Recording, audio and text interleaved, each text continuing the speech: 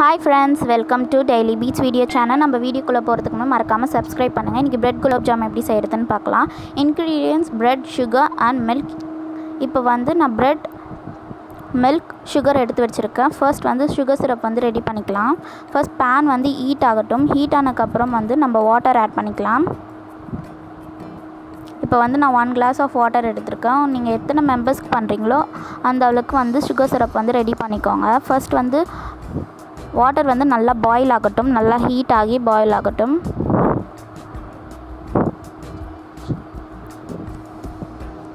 இப்போ வந்து பாத்தீங்கன்னா லைட்டா வந்து bubbles வருது, நல்லா வந்து பாயில் ஆகட்டும்.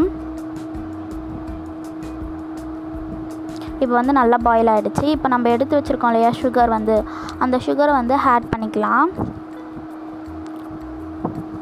இப்போ நல்லா பாயில் ஆயிடுச்சு. இப்போ வந்து sugar ஆட் பண்ணிடலாம். சுகர் வந்து உங்கள் டேஸ்ட்டுக்கு ஏற்ற மாதிரி அவங்கவுங்க டேஸ்ட்டுக்கு ஏற்ற மாதிரி நீங்கள் வந்து சுகர் வந்து ஆட் பண்ணிக்கலாம்.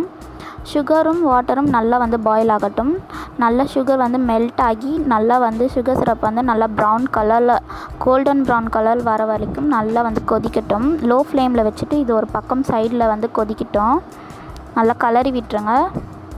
இப்போ வந்து சுகர் வந்து மெல்ட் ஆகுது. இப்போ இது வந்து ஒரு சைடில் இருக்கட்டும், இது நல்லா பாயில் ஆகட்டும். அதுக்குள்ளே நம்ம வந்து ப்ரெட் வந்து ப்ரிப்பேர் பண்ணிடலாம். ப்ரெட் வந்து எடுத்துக்கோங்க, சைடில் இருக்கிறது வந்து கட் பண்ணி எடுத்துக்கோங்க, சின்ன சின்ன பீசஸாக கட் பண்ணிக்கோங்க. இப்போ கட் பண்ணி வச்சுருக்கோம் இல்லையா, ஒரு கடாய் வந்து வச்சுட்டு அதில் வந்து ஹீட் ஆகட்டும். ஹீட் ஆனது ஒரு ஸ்பூன் கீ ஆட் பண்ணி இப்போ வந்துங்க சுகர் சிரப் வந்து நல்லா ரெடி ஆகிடுச்சு. ரெடி ஆகட்டும். இந்த சைடில் வந்து கடாயும் ஹீட் ஆகிடுச்சு. இப்போ நம்ம கட் பண்ணி வச்சுருக்க பிரெட் பீசஸை வந்து அதை ஆட் பண்ணி நல்லா ஃப்ரை பண்ணுவோம். ஆட் பண்ணியாச்சு. தீயாமல் லோ ஃப்ளேமில் வச்சு நல்லா வந்து ஃப்ரை பண்ணுங்கள், தீயக்கூடாது.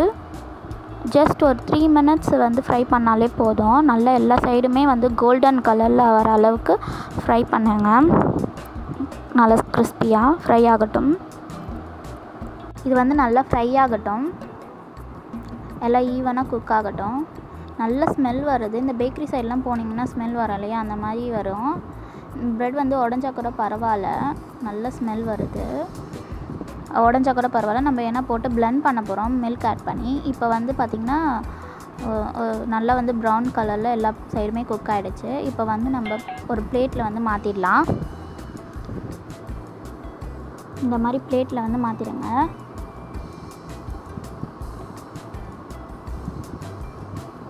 இப்போ வந்து இது 2 நிமிஷம் ஆறட்டும். அதுக்குள்ளே சுகர் சிரப் வந்து ரெடி ஆகிடுச்சான்னு பார்க்கலாம். சுகர் சிரப் வந்து பாருங்கள்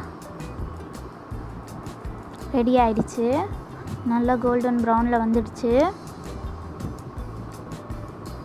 இப்போ வந்து ஆஃப் பண்ணிடலாம் சுகர் சிரப் வந்து, அது ஒரு பக்கம் ஆறட்டும். இப்போ வந்து ப்ரெட்டும் வந்து ஆறிடுச்சு. இதில் வந்து நம்ம எடுத்து வச்சுருக்கோம் இல்லையா மில்க், பால் வந்து ஆட் பண்ணி குலாப்ஜாமுன் மாவு பதத்துக்கு பிசையலாம்.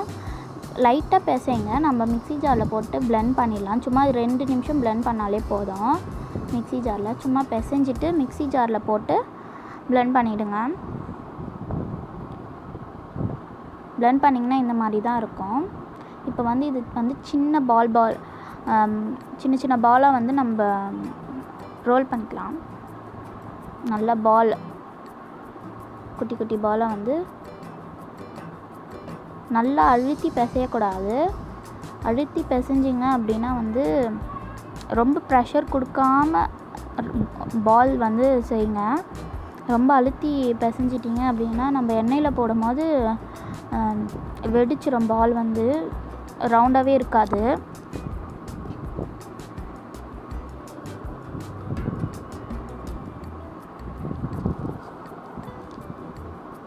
இந்த மாதிரி ரெடி பண்ணிக்கோங்க.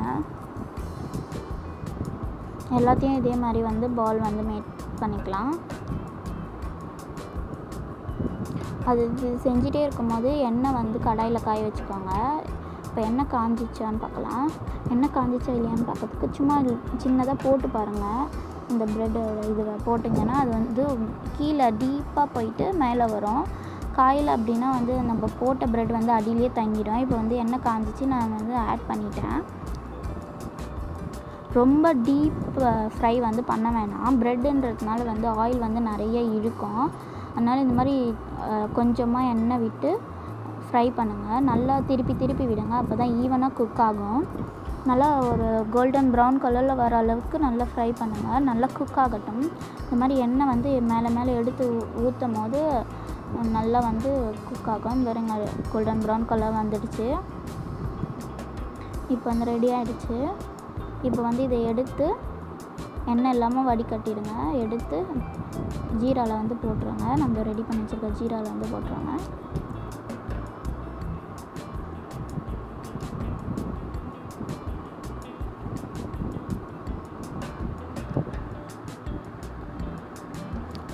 இப்போ நம்ம எடுத்து வச்சுருக்கோம் இல்லையா மிச்சம், அதையும் வந்து எண்ணெயில் போட்டு ஃப்ரை பண்ணிவிடுங்க. மிச்சம் இருக்கிறதையும் போட்டு ஃப்ரை பண்ணி அதுவும் கோல்டன் ப்ரௌன் கலரில் வர அளவுக்கு ஃப்ரை பண்ணுங்க. நல்லா திருப்பி விடுங்க. ஈவனாக குக் ஆகட்டும்.